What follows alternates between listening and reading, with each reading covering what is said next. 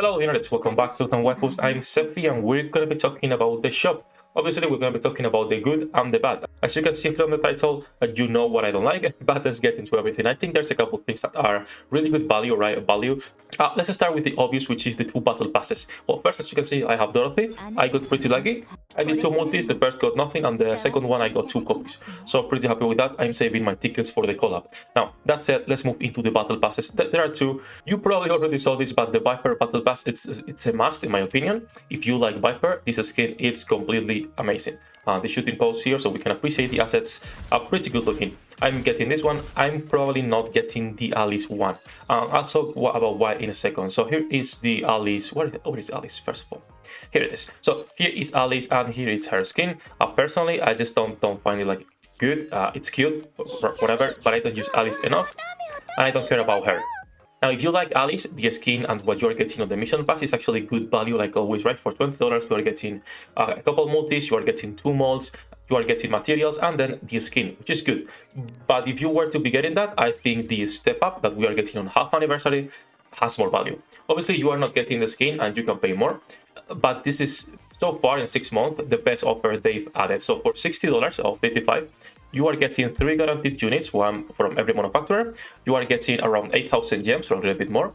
You are getting a lot of materials that are going to be obviously useful, and you are getting 4 multis, and that's for $60. And you can obviously decide at what step you want to stop. I'm still thinking about getting this. I'm not sure because it's $60, and that's a AAA game, and with the Viper mission pass is already 20, right? So I'm not sure. I'm not that keen on spending more than like $30-40 on gachas. I think like that's my limit in terms of a monthly. So I'll see what I do.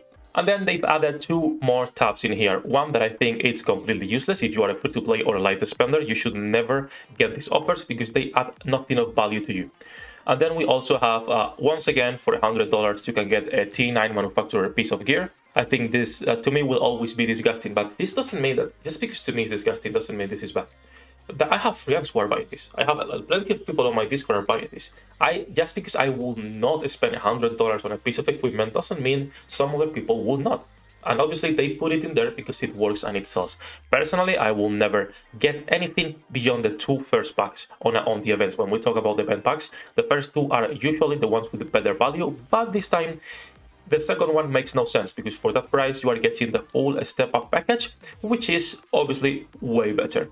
So I was editing and I forgot to actually talk about what I came initially here to complain, which is these offers right here with the crystal, with the custom modules. Now, my problem with this is not, they are selling this. Like, this is the only thing right now we are farming. Getting crystals so we can overload our gear and we can just farm this, reroll stats, get the perfect gear for our units.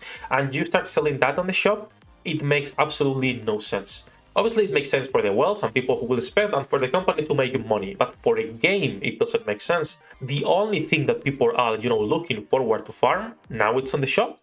And they started with obviously like the T9 piece, which again, if you are willing to spend $100 on a T9 piece, okay, whatever. But now it's also the materials themselves. So I don't like this. I hope it's like something that's only for half anniversary and it doesn't become a trend on we are getting on the shop crystal constantly and everything you can farm into the game just becomes you can buy it, right? I don't like that. Obviously we are playing gachas, but just saying, if you are playing a gacha expect to be paid to win, I think it's not. I don't think it's a great argument for anything. I think we as a players need to complain when things are not going good, right? When we want changes. So yeah, forgot to say this, but I don't like seeing crystals in the shop. I hope it's just a one-time thing and not something it becomes the norm.